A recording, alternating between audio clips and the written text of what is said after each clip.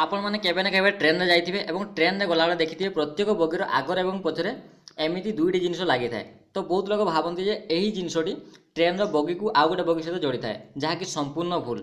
तो ट्रेन बगी गुड़िक परस्पर सह किपरि जड़ित और यही जिनसटीर काम कौन यह जानापी এই ভিডিওটি সম্পূর্ণ দেখুন। হাই फ्रेंड्स मु चंदन मुझे आपन नहीं आसी गोटे इंटरेस्टिंग वीडियो। जदि आप एपर्यंत आम चैनल को सब्सक्राइब करना सब्सक्राइब करनी एमती इंटरेस्टिंग वीडियो देखापी और पाखर था बेल आइकन को क्लिक करनी। तो प्रथम जाना ट्रेन बगी गुड़िक परस्पर सह किपरि कनेक्ट होता है। भारतीय रेलवे रे बगी गुड़िक परस्पर सह कनेक्ट करने मुख्यतः दुई प्रकार कपलिंग सिस्टम को यूज कराए। गोटे है स्क्रू कपलर आउ गोटे सीबीसी माने सेंटर बुफर कपलर।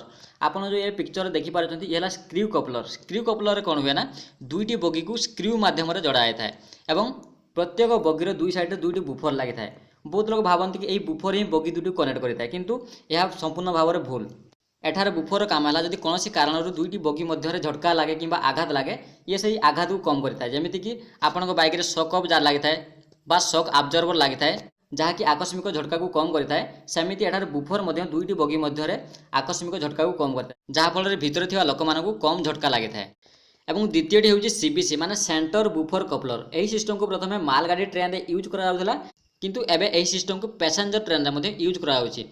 यही सिस्टम कौन हुए ना यही सिस्टम बगी गुड़ी को स्पेशल लॉकिंग सिस्टम द्वारा कनेक्ट कराई था जहाँकि बहुत स्ट्रंग होता है। तो से स्क्रू कपलर भाया एठार बगीर दुई साइड दुईटी बुफर दि जाए न कारण यही सिस्टम एत स्ट्रंग होता है यही सिस्टम द्वारा बगी दुईटी मध्य आघात होवार संभावना एठार कम हो जाए और यही सिस्टम द्वारा ट्रेन स्पीड अधिक होता है।